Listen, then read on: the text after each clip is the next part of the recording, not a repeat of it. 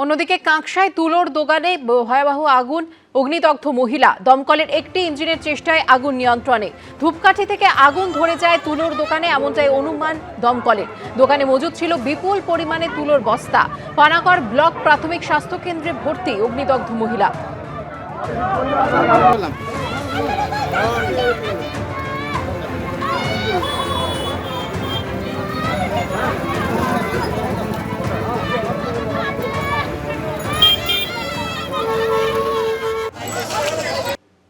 আগুনে ভস্মীভূত দুটো গোডাউন। ঘটনাস্থল থেকে উদ্ধার হয়েছে একাধিক দেহাংশ।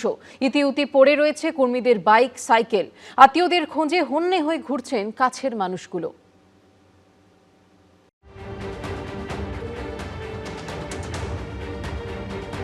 কারোর ছেলে, কারোর বাবা, কারোর স্বামী, কারোর ভাই কোথায় কেউ জানে না।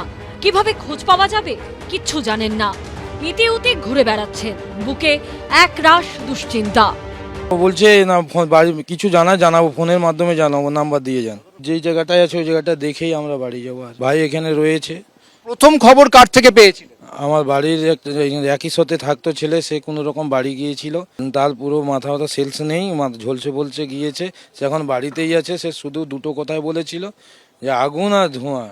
তারপর সেই সূত্রে বলে তোলে তার এই জায়গায় আসে। পুরো ধ্বংসস্তূপের চেহারা নিয়েছে গোটা জায়গাটা, এবং যতক্ষণ না এই কাঠামোগুলোকে সরানো যাবে ততক্ষণ পর্যন্ত কিন্তু এটা স্পষ্ট হচ্ছে না যে কে কোথায় চাপা পড়ে রয়েছেন, কে কোথায় আটকা পড়ে রয়েছেন। দেহাংশ বলতে হবে, তার কারণ হচ্ছে যে সেগুলি আর সেই মৃতদেহগুলিকে আর দেখে চিনবার উপায় নেই, ফলে সেটাকে তারা দেহাংশই বলছেন। এই আগুন নেভানোর জন্য দমকলের তরফ থেকে যে ফাইনাল অ্যাসল্ট বলা হয় সেরকম প্রক্রিয়া করা হচ্ছে। তারা দফায় দফায় জল দিচ্ছেন, এখানে ওয়াটার জেট দিচ্ছেন এই আগুনগুলোকে নিয়ন্ত্রণ করার জন্য। এই যেন একটা অসম লড়াই চলছে। দমকলের তরফ থেকে বারবার চেষ্টা করা হচ্ছে, কিন্তু দাহ্য পদার্থ এমন পরিমাণে রয়েছে ফলে সেই আগুন পুরোপুরি নিয়ন্ত্রণ হচ্ছে না। এই কারখানাতেই কাজ করতেন বাসুদেব হালদার। রবিবার রাতে কাজে বেরিয়েছিলেন, কিন্তু বাড়ি ফেরেননি। বাবার খোঁজে সেই সকাল থেকে অপেক্ষায় ছেলে। নয়ন হালদার, তার বাবা বাসুদেব হালদার, তিনি কাজ করতেন নিরাপত্তা রক্ষীর। এই যে মোমো চেন, যাদের বিভিন্ন আউটলেট রয়েছে দেশের বিভিন্ন প্রান্তে, সেই আউটলেটের যে গুদাম ঘর, সেখানে তার বাবা কাজ করতেন। আপনার বাবা কোথায় কি হিসেবে কাজ করতেন? এখানে স্টোরের মাল কত পিস গাড়ি উঠবে, কত পিস নামবে, কোথায় কোন দোকানে কত পিস যাবে, সেই ডিপার্টমেন্টে ছিল। বাবা ডিউটিতে কখন এসেছিল?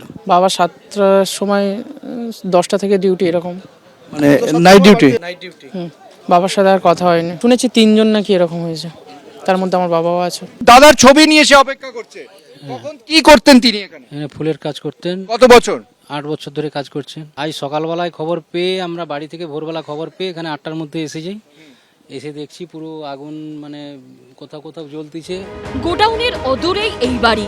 আগুনের লেলিহান শিখায় পুড়ে কালো হয়ে গেছে। 3তলা একটা বাড়ি সম্ভবত, যে বাড়িটা পুড়ে কালো হয়ে গিয়েছে। দূর থেকে শুধু তার অবয়বটা বোঝা যাচ্ছে। এই বাড়িটা হচ্ছে ডেকোরেটর সংস্থার একটা ওয়ার্কশপ, এবং সেখানে এই বাড়িটার মধ্যেই তাদের অফিসও রয়েছে। আর যে কাঠামোটা ভেঙে নিচে নেমে এসেছে, এটা হচ্ছে তাদের ডেকোরেটার্সের গুদাম ঘর। দুটি ডেকোরেটর সংস্থা, যাদের কর্ণধাররা পূর্ব মেদিনীপুরের। এখানে যারা কাজ করতেন মূলত বেশিরভাগই পূর্ব মেদিনীপুর, পশ্চিম মেদিনীপুর, কিছুটা দক্ষিণ 24 পরগনার যুবকরা এখানে কাজ করতেন। পুরোপুরি আগুন নিয়ন্ত্রণে আসা এবং এই কাঠামো সরানো, তার আগে কিন্তু উদ্ধার কাজ একেবারেই চালানো যাচ্ছে না। কারোর চোখের কোণ চিকচিক করছে, কারোর মুখ বুজে আসছে কান্নায়। কাছের মানুষগুলোর জন্য এই অপেক্ষা সারা জীবনের জন্য হয়ে যাবে না তো? সন্দীপ সরকার, ঝিলম করঞ্জাই ও সৌভিক মজুমদারের রিপোর্ট, এবিপি আনন্দ। নেই ঢাল, নেই তরোয়াল। আনন্দপুরের গোডাউনে অগ্নি নির্বাপন ব্যবস্থা কার্যত নেই। 5 কেজির দুটো অগ্নি নির্বাপন যন্ত্র এত বড় কারখানা ঠিক কোথায় বসানো তা জানেন না প্রায় কেউই। আর জেনেই বাকি, এত বড় জায়গার তুলনায় দুটো অগ্নি নির্বাপন যন্ত্র নেহাতি নগণ্য। বাঁচার মরিয়া চেষ্টা ব্যর্থ। আগুনের গ্রাস থেকে আর হলো না ফেরা। পরিণতি জীবন্ত দগ্ধ হয়ে মৃত্যু। বড়বাজারের হোটেলে অগ্নিকাণ্ডে মৃত্যু মিছিলের স্মৃতি ফিরল নাজিরাবাদে।